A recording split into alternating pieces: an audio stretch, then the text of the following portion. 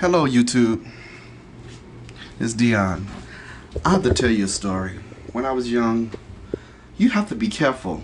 You got to be careful who lay hands on you when you're in church. My mom used to take me to church, and I used to get in every prayer line, I guess because I love God. You don't love God, what's wrong with you? Whatever. But I got in a line at my mom's friend mother. She was the mother of the church. Let me tell you what she did. She always used to call people out. You know, the Bible say, come as you are, right?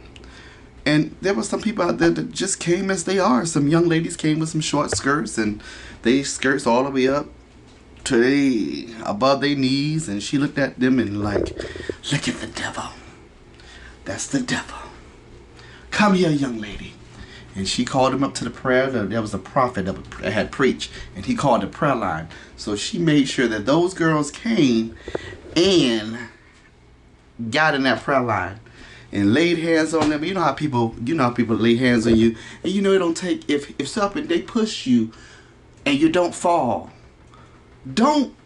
Do not yank nobody's head back and make sure they fall on the ground so you can look good as if the spirit has come over you, that you have the power of God, and pushing people down on the ground and yanking people's head. I'm like, God could have broke my neck. I would have had a lawsuit with the church, and I would have sued the church for everything they had back then because I wasn't that holy. But I don't think I knew any better. I was like 11 years old. But let me tell you what happened to me.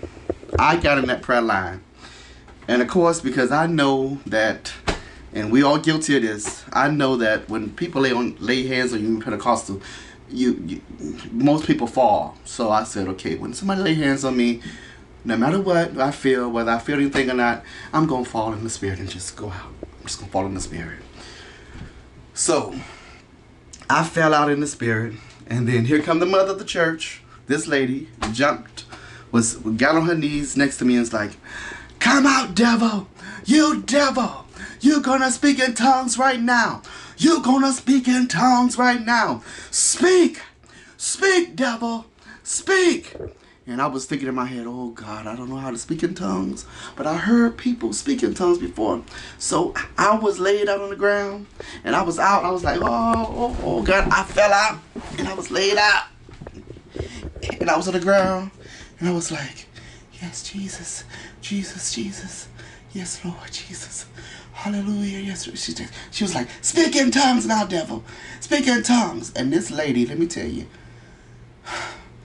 she spit, and her breath was so stank, and the spit fell right underneath my nose. It smelled like hot garbage. Hot garbage. And I was down about to throw up. Yes, Jesus. Jesus. Holy Jesus. Jesus did. She said, speak in tongues. And that smell, that spit kept falling. So I just said something in the spirit. I just said something when I just made something. I said, take a ride in my Hyundai. Take a ride in my Hyundai. Take a ride in my Hyundai.